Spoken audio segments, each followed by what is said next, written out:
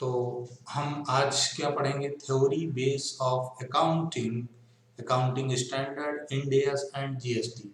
तो theory base of accounting मतलब accounting principles. ठीक है, क्या क्या पढ़ेंगे हम इसमें? Introduction, nature, meaning, principle, GAAP क्या होता है, फिर फंडामेंटल अकाउंटिंग एजम्पशन क्या है, accounting principle, accounting standard, international financial reporting standard IFRS, Indian accounting standard Ind AS, और आखिरी में हम पढ़ेंगे goods and service tax GST. ठीक है, लेट्स स्टार्ट। थोड़ा सा इंट्रोडक्शन देखो इनका कहना है, as discussed before, accounting is concerned with identifying, recording, classifying and summarising of financial statement. है ना, ये हमने ऑलरेडी पढ़ लिया, और इनका भी कहना है कि हमने ये डिस्कस कर लिया। So accounting aims at providing information about the financial performance. Accounting का उद्देश्य क्या बेटा? कि जो आपका फाइनेंशियल परफॉर्मेंस है वो देखना। फाइनेंशियल परफॉर्मेंस कैसा है, मतलब एसेट लायबिलिटी कैसी है, प्रॉफिटेबिलिटी कैसी है, डिसीजन मेकिंग कैसे करना है, ये उद्देश्य है। Performance of a firm to its various users such as owners, management, investor, creditor etcetera, and help them in taking important decision. For making the accounting information meaningful to its user, it is very important that such information is reliable, relevant, comparable and understandable. हमने बेटा तुम्हें पहला chapter में पढ़ा था qualitative characteristic of,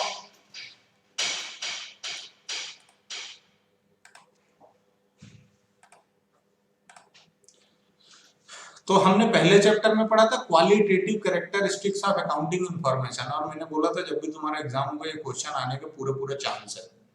तो हम जितनी भी अकाउंटिंग इंफॉर्मेशन मतलब रिकॉर्ड मेंटेन करते हैं, उसके लिए वेरी इंपॉर्टेंट है कि वो कैसी होना चाहिए? रिलायबल, रिलेवेंट, कंपेरेबल और अंडरस्टैंडेबल, RRCU, है ना। This becomes possible only when information provided by the financial statement is based on consistent accounting policy, principle and practices. इसका मतलब क्या है? यदि आपको ये चारों क्वालिटी मेंटेन करना है, कौन सी? रिलायबल, रिलेवेंस, कंपेरेबल और अंडरस्टैंडेबल, उसके लिए आपको अकाउंटिंग प्रिंसिपल्स, अकाउंटिंग पॉलिसीज और अकाउंटिंग प्रैक्टिसेस कंटिन्यूअस अप्लाई करना पड़ेगा। ठीक है, such consistency is required throughout the process of accounting, which requires developing a proper theory base of accounting, जिसके लिए आपको ये मालूम होना चाहिए कि अकाउंटिंग प्रिंसिपल होते क्या हैं, पॉलिसीज क्या होती हैं। ठीक है, The theory base of accounting consists of fundamental accounting assumption. Fundamentally आपको क्या लगाना है, प्रिंसिपल्स क्या है, कॉन्सेप्ट क्या है, गाइडलाइंस क्या होती हैं अकाउंटिंग के लिए।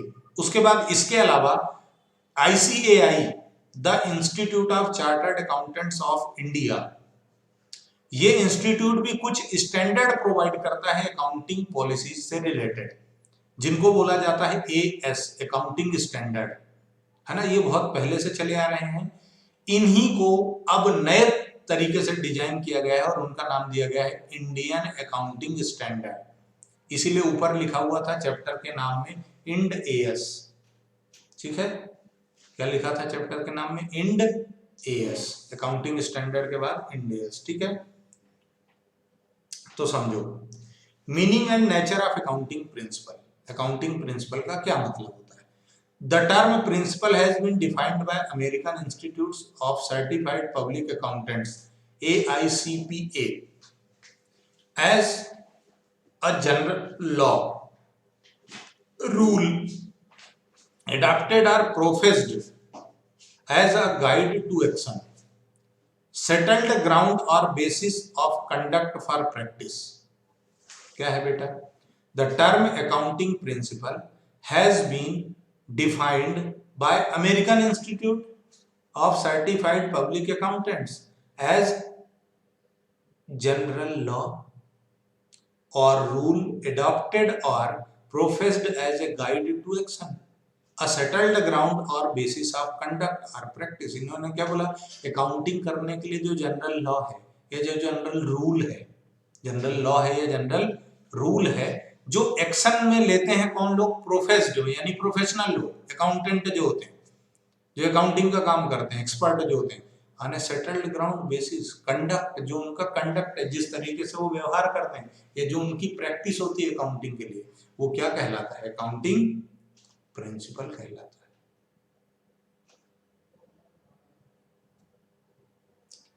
ज्यादा आगे निकल गया। Thus, accounting principle refers to the guidelines adopted for recording and reporting of business transaction। यानी कि अकाउंटिंग प्रिंसिपल मतलब कुछ गाइडलाइंस है जो रिकॉर्डिंग और रिपोर्टिंग के लिए यूज होती है, ठीक। In order to bring uniformity in the preparation and the presentation of financial statement. आपका हर साल का अकाउंटिंग जो मतलब फाइनेंशियल स्टेटमेंट है, फाइनेंशियल स्टेटमेंट मतलब ट्रेडिंग, P&L, बैलेंस शीट, ये जो तीनों चीजें आप प्रिपेयर करोगे, इनमें क्या हो? कंसिस्टेंसी हो, यानी एक जैसे हो। कंसिस्टेंसी मतलब एक जैसे हो, इसके लिए हम क्या यूज करते हैं? Accounting principles. The accounting principle have evolved over a long period of time on the basis of past experience, usage और कस्टम्स बाय इंडिविजुअल्स। मतलब जो पास्ट एक्सपीरियंस है आपका अकाउंटिंग ट्रीटमेंट का, उसके बाद वहां से आपने जो कॉन्सेप्ट डेवलप किए, या फिर जो कस्टम से चले आ रहे हैं, जो रिवाज चले आ रहे हैं कि अपने को ये आइटम का ट्रीटमेंट ऐसा ही करना है, और जो जनरली एक्सेप्टेड है, सामान्य तौर पर जिसको हम गवर्नमेंट भी एक्सेप्ट करती है, वो प्रिंसिपल्स, वो कॉन्सेप्ट, वो रूल्स, वो गाइडलाइंस ही क्या है? अकाउंटिंग प्रिंसिपल है, ठीक। अकाउंटिंग प्रिंसिपल की दो कैटेगरी में बांटा गया, एक बोला गया अकाउंटिंग कॉन्सेप्ट और दूसरे को बोला गया अकाउंटिंग कन्वेंशन। कॉन्सेप्ट मतलब जो तुम्हारा एजम्पशन है, फंडामेंटल आइडिया है ना, ये हो गया कॉन्सेप्ट। और जो तुम्हारे एक्सपीरियंस से आया वो क्या है? कन्वेंशन है, ठीक है। Nature of accounting principle, accounting principle का नेचर कैसा होता है? तो accounting principles are man made, इंसान ही बनाता है इनको अपने एक्सपीरियंस के बेसिस पे। फिर accounting principles are not rigid, rigid नहीं होते, कठिन नहीं होते, फ्लेक्सिबल होता है ना, सिचुएशन के हिसाब से चेंज हो जाता है कि ऐसा नहीं तो ऐसा कर लो। फिर accounting principle act as guide for accounting and generally accepted, guideline है इस तरीके से आपको अकाउंटिंग करना है, और यूनिवर्सली एक्सेप्टेड है, यानी हर कोई ऐसे ही फंडे लगा करके क्या करता है? अकाउंटिंग करता है। अब इसमें तीन क्राइटेरिया है, पहला रिलेवेंस, ऑब्जेक्टिव और फिजिबिलिटी। रिलेवेंस मतलब a principle is relevant only if it result in information that is useful to the user of accounting। ये रिलेवेंट तभी है, सही तभी माना जाएगा जब इससे कोई अच्छी इंफॉर्मेशन निकल के आती हो और यूजफुल हो। उसके बाद objective, a principle is objective if it is free from personal biasness. Objective तभी पूरा होगा अकाउंटिंग का जब उसमें क्या हो? पर्सनल बायसनेस ना हो, यानी तुम खुद के अपने मन से कुछ मत लिखो, है ना, जो जिसके लिए आपके पास एविडेंस है, एविडेंस मतलब जिसके लिए वाउचर है, रिसिप्ट है, वो वाले ट्रांजैक्शन ही आपको रिकॉर्ड करना है ना। ऐसा मत बोलो अरे यार मेरे को लगा यार वो मैं सो रहा था तो मेरे को सपने में आए कृष्ण जी और बोले ये इतना लिख दे यार, तो मैंने लिख दिया। ऐसा नहीं होना चाहिए। आपने बोला मेरी सेल 1 करोड़ है तो सेल बिल उतने होना मांगता है। Feasible, a principle is feasible if it can be applied without undue complexity or cost। मतलब बिना किसी टेंशन के जिसको आप अप्लाई कर सकते हो, जिसकी आपको कोई कीमत नहीं चुकानी है, तो वो क्या है? फिजिबिलिटी है, यानी जो आरामदायक है, ठीक है। उसके बाद जनरली एक्सेप्टेड अकाउंटिंग प्रिंसिपल्स, जिसको बोला गया है एग्जांपल दो ना उसका, किसका? आगे समझ में आ जाएगा। जनरली एक्सेप्टेड अकाउंटिंग प्रिंसिपल्स क्या है? गैप, इसको बोला गया। अच्छा इसीलिए तुम लोग हंस रहे, मैं आगे निकल गए ना। तो वो पूछ रही थी आपको ध्यान नहीं करेंगे पोपट में धीरे धीरे समझ में आएगा, ठीक है। In order to maintain uniform, फिर से वही देने लग गए ये। तुम तो सिंपल देखो, generally accepted accounting principles refers to the rules or guidelines adopted for recording and reporting of business transaction। General guideline है, वही इनने भी बत्ती दे दी तो आगे निकल लो, वही का वही है, इसमें भी कोई नया नहीं है। देख बेटा, जो भारत में यूज हो वो इंडियन है, और जो विदेशों में यूज होता है वो गैप है, जनरली एक्सेप्टेड। अपन हालांकि हैं टिपोड़े, टीपू सुल्तान चंद है अपन, अपन ने क्या करा, फॉरेन वालों ने जो बना रखा था ना, उसको अपन ने अपने लैंग्वेज में कन्वर्ट कर लिया, बस आसान भाषा में, सिंपल। ठीक है, अब यहां से कहानी शुरू होती है और बड़ी इंपॉर्टेंट है, फंडामेंटल अकाउंटिंग एजम्पशंस। ध्यान रखना, इनको अप्लाई करके ही अकाउंटिंग होती है। मैं जब भी जर्नल और लेजर सिखाऊंगा और बोलूंगा कि ये आइटम डेबिट हुआ तो क्यों हुआ, तो क्यों होगा वहां पर ये आइटम लगेगा। ठीक है, तो ध्यान रखना बड़े आराम से। Fundamental accounting assumptions. Fundamental accounting assumptions मतलब बेसिक, जो डिस्क्लोजर के लिए काम आते हैं, जो बेस है। और ये 3 है, क्या है, GCA, गोइंग कंसर्न, कंसिस्टेंसी और एक्रूवल। गोइंग कंसर्न, कंसिस्टेंसी और एक्रूवल, ये 3 है accounting assumption. Going concern assumption मतलब है, it is assumed that business shall continue for an indefinite period of time. Going concern क्या होगा बेटा, इनडेफिनाइट टाइम पीरियड तक तुम्हारा बिजनेस चलता रहेगा, ऐसा मान करके तुम अकाउंटिंग करोगे। तुम क्या मान के अकाउंटिंग करोगे, कि हमारा बिजनेस कभी भी बंद नहीं होगा। ठीक है, कंसिस्टेंसी मतलब बेटा एक बार जो हम rule regulation guideline policy adopt कर लेंगे, हम उसको बार बार चेंज नहीं करेंगे। एक्रूअल का मतलब ये है कि हमारा ट्रांजैक्शन कंप्लीट हो गया ना, तो हम उसको रिकॉर्ड कर लेंगे, है ना। सेटलमेंट का वेट नहीं करेंगे। सेटलमेंट मतलब पेमेंट आए या नहीं आए, इससे हमें कोई लेना देना नहीं है। हमारा ट्रांजैक्शन कंप्लीट हो गया तो हम उसको रिकॉर्ड कर लेंगे। ये तीनों का मतलब मैंने सिंपल सा बता दिया।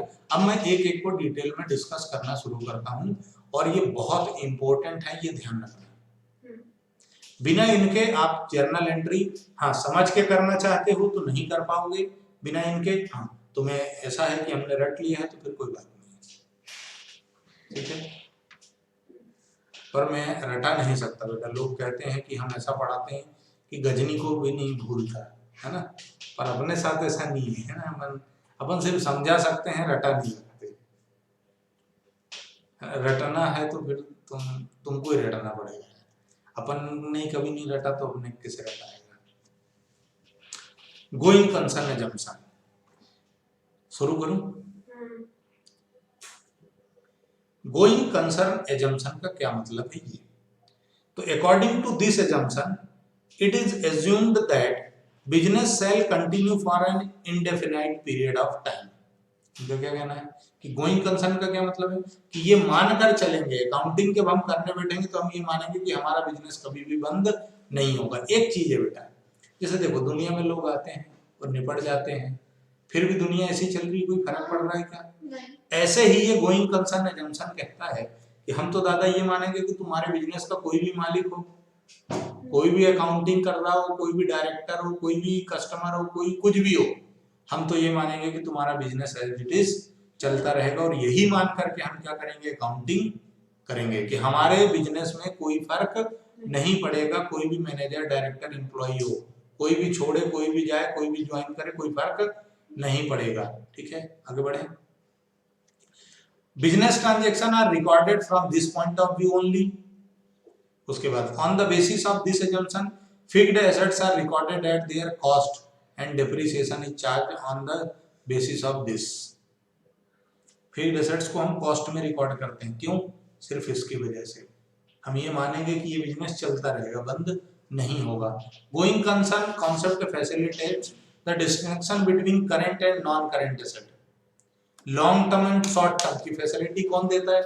Going concern. तुमने क्यों कह दिया यार ये लॉन्ग टर्म बेनिफिट देगा, कल को बिजनेस बंद हो गया तो? नहीं, तुमने उसको डिफाइन हिज बेसिस में किया है कि एक बार बिजनेस चालू हो गया तो ये बंद नहीं होगा, ये चलता रहेगा, चलता रहेगा, चलता रहेगा, चलता रहेगा। ठीक है, आगे बढ़ते हैं। एसेट्स इसमें आएगा गोइंग कंसर्न? नहीं, ऐसा फिक्स नहीं, याद नहीं करना। इन्होंने ये बोला है कि ये जो बेसिस हमने क्लासिफिकेशन दिया है कि एसेट करंट एसेट होती है और फिक्स्ड एसेट होती है, यानी नॉन करंट और करंट का जो कॉन्सेप्ट डेवलप हुआ वो इसी वजह से डेवलप हुआ कि भैया हम ये मानते हैं बिजनेस आपका कभी बंद नहीं होगा। अब आप जो शॉर्ट टर्म के लिए यूज करोगे वो करेंट, और जो लॉन्ग टर्म के लिए यूज करोगे वो नॉन करेंट। क्लियर है क्या? है ना, रटना नहीं। फिर आया कंसिस्टेंसी। देख बेटा, एक मजाक की बात है, घर वालों ने अपना ब्याह करा दिया किसी के साथ, है ना, जीवन भर उसी के साथ बिताना है, उसको छोड़ सकते क्या अपन? नहीं छोड़ सकते सर, तलाक होता है ना, तो तलाक लेने के लिए कुछ कंडीशंस होती हैं, ऐसे ही मिल जाएगा क्या? नहीं, ऐसे नहीं मिलता है ना, कुछ रीजंस होते हैं। कंसिस्टेंसी कुछ ऐसे ही है। कंसिस्टेंसी क्या कहता है कि एक बार आपने जो प्रैक्टिस शुरू कर दी अकाउंटिंग की, जो गाइडलाइन, जो रूल रेगुलेशन आपने अडॉप्ट कर लिया, जिस प्रिंसिपल पर आपने काम करना शुरू कर दिया, जिस मेथड पे काम करना शुरू कर दिया, जैसे डेप्रिसिएशन है। डेप्रिसिएशन का मतलब मैंने क्या बताया था कि आपके एसेट्स की वैल्यू कम हो गई, तो वो क्या कहलाता है? डेप्रिसिएशन। अब इसको कम होने पर कैलकुलेशन होता है कि कितनी कम हो गई, इसके लिए करीब करीब 15-16 मेथड्स हैं। उनमें से आप एक बार जो मेथड अडॉप्ट कर लोगे, आपको आजीवन उसी पे काम करना है, चेंज नहीं कर सकते। अभी तो बोला आपने कि तलाक हो सकता है, तो उसके लिए रीजन होना चाहिए, तो सिर्फ 3 रीजन दिए गए हैं। इन 3 में से कोई भी रीजन सेटिस्फाई हो गए तो आप उसको छोड़ करके आप दूसरी मेथड पे जा सकते हो। यानी यदि आप ऐसा चाहते हो कि मैं अपनी अकाउंटिंग प्रैक्टिस चेंज कर लूं, जो मैं गाइडलाइन फॉलो करता हूं वो चेंज कर लूं, तो उसके लिए बेटा 3 रीजन है। पहला, अकाउंटिंग स्टैंडर्ड चेंज हो जाए। पहला क्या है? अकाउंटिंग स्टैंडर्ड चेंज हो जाए। दूसरा ये है बेटा, देश का कानून ही बदल जाए, लॉ चेंज हो जाए। और तीसरा ये है बेटा कि उससे तुम्हारा बेटर प्रेजेंटेशन होना चाहिए और पब्लिक इंटरेस्ट में होना चाहिए, तुम्हारे इंटरेस्ट में नहीं होना चाहिए, पब्लिक इंटरेस्ट में होना चाहिए। तो 3 रीजन क्या है कंसिस्टेंसी चेंज करने के? अकाउंटिंग स्टैंडर्ड चेंज हो जाए, लॉ चेंज हो जाए, और तीसरा क्या है? पब्लिक इंटरेस्ट में हो और बेटर प्रेजेंटेशन हो, तो आप वो चीज छोड़ सकते हो, अदरवाइज कंसिस्टेंटली उसी को फॉलो करना पड़ेगा। क्लियर है? आगे बढ़ जाऊं। अच्छा, अकाउंटिंग स्टैंडर्ड कैसे चेंज हो जाए? देखो, अभी जब हम अकाउंटिंग स्टैंडर्ड पढ़ेंगे ना, तो वहां देखना तुम 32 अकाउंटिंग स्टैंडर्ड्स थे, है ना, 32 में से 5-6 डिलीट कर दिए गए, हटा दिए गए। इसका मतलब कुछ ना कुछ तो चेंज हुआ, ठीक है, उसके हिसाब से तुम्हें भी चेंज करना है। उसके बाद लॉ चेंज हो जाए। तो देख बेटा, पहले चलता था कंपनीज एक्ट 1956, कोई भी कंपनी काम करती थी तो उसको फॉलो करना पड़ता था कौन सा एक्ट? 1956। गवर्नमेंट ने उसको बदल के 2013 कर दिया, लॉ चेंज हो गया। अब तुम्हें 2013 के हिसाब से काम करना है, अब आप कंसिस्टेंसी छोड़ सकते हो, ठीक है। आगे बढ़ जाए।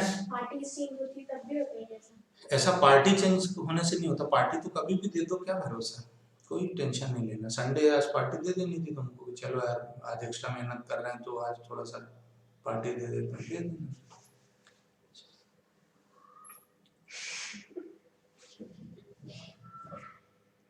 शुरू करूं?